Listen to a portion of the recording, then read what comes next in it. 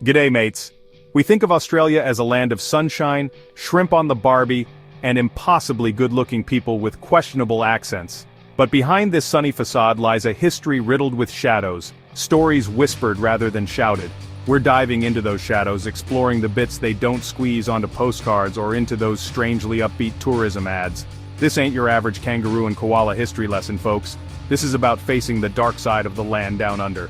We're talking about the systematic removal of Aboriginal children from their families, a period known as the Stolen Generations. And hold on to your hats because this tale takes us from government-sanctioned kidnapping to armed rebellion in the blink of an eye. Buckle up, because we're about to unearth the truth behind Australia's sunshine and rainbows. Imagine this. You're a child, ripped from your mother's arms, your culture, your entire world. The warmth and security of your family, suddenly replaced by the cold, unfamiliar environment of an institution or a stranger's home.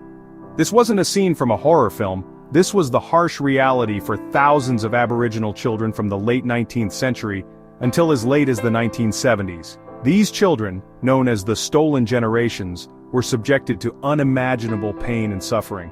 The Australian government, you see, had this bright idea of assimilating Aboriginal people into white society.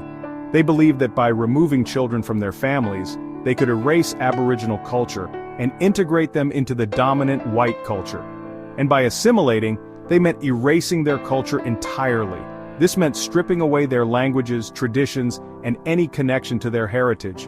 Children were taken from their families and placed in institutions or with white families. These institutions were often harsh and unwelcoming, and the children were treated as if their Aboriginal identity was something to be ashamed of. They were forbidden from speaking their languages, practicing their traditions, or even acknowledging their heritage. The aim was to make them forget who they were and where they came from. The goal? To breed out the Aboriginal race. This was a deliberate attempt to destroy a culture and a people. The result? Generations of trauma, loss of identity, and a gaping wound in the fabric of Australian society.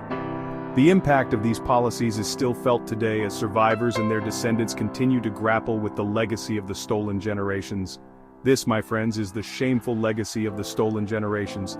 It is a chapter of history that must never be forgotten, and a reminder of the resilience and strength of the Aboriginal people. Now, let's fast forward a bit to 1854, a pivotal year in Australian history. Picture a bunch of gold miners, fed up with exorbitant mining licenses, harsh working conditions, and a general lack of rights.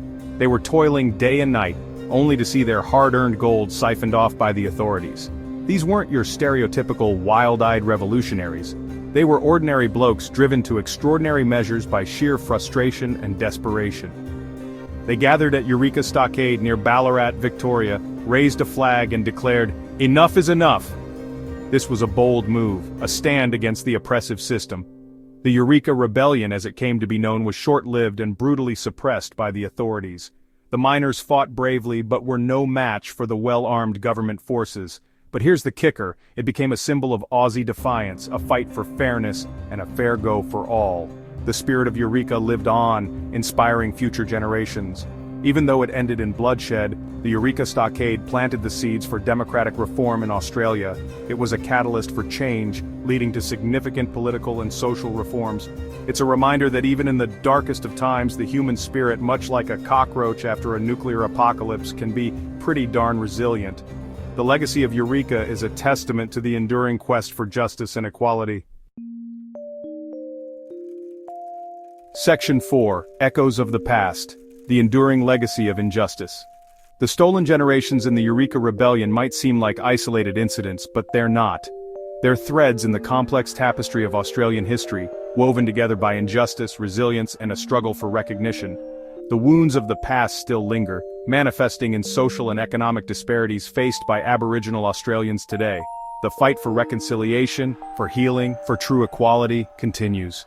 It's a reminder that history isn't just something we read in textbooks. It's alive, it breathes, and it shapes the world we live in today. Section 5. Beyond the textbook. The importance of confronting dark history. So why should we care about these dark chapters in Australian history? Because acknowledging the wrongs of the past is crucial to building a just future. Ignoring these stories won't make them disappear. It just allows the cycle of injustice to continue. By learning from history, we can ensure that such atrocities are never repeated. The stories of the stolen generations and the Eureka Rebellion remind us that progress isn't linear, it's a constant struggle against oppression and a fight for a fairer world. These stories, though painful, hold valuable lessons for us all. Section 6. A shared human story. Lessons from Australia for the world. Australia might be a world away, but the lessons from its history resonate globally. From its vast deserts to bustling cities, Australia offers a unique perspective on human resilience and adaptation. The fight for Indigenous rights, a struggle that has spanned generations. The struggle for social justice, which has seen countless individuals stand up against oppression. The importance of standing up for what's right. These are universal themes that transcend borders. They remind us that the fight for equality and justice is a shared human endeavor. By understanding Australia's past, we gain a deeper understanding of the human condition, the complexities of history, and the myriad ways in which societies evolve, and the importance of fighting for a just and equitable world for all. These lessons are not just historical footnotes, they are blueprints for a better future. So, let's learn from the past, acknowledge the present, and actively work towards a future where everyone can thrive, and strive for a better future. A future where the mistakes of the past are not repeated, but learned from. Because, as we all know, those who cannot remember the past are condemned to repeat it. This is a lesson that history has taught us time and again, and frankly, nobody wants to see that sequel. The consequences of ignoring history can be dire and far-reaching. That's all the time we have for today, but remember, history isn't just a bunch of dusty old stories, it's a living, breathing thing that shapes who we are and what we can become. It's a guide, a teacher, and sometimes a warning. It's a living, breathing thing that shapes who we are and what we can become. By engaging with history, we can better understand our present and influence our future. Good night, and let's try to be better, shall we? Together, we can create a world that learns from its past and strives for a brighter future.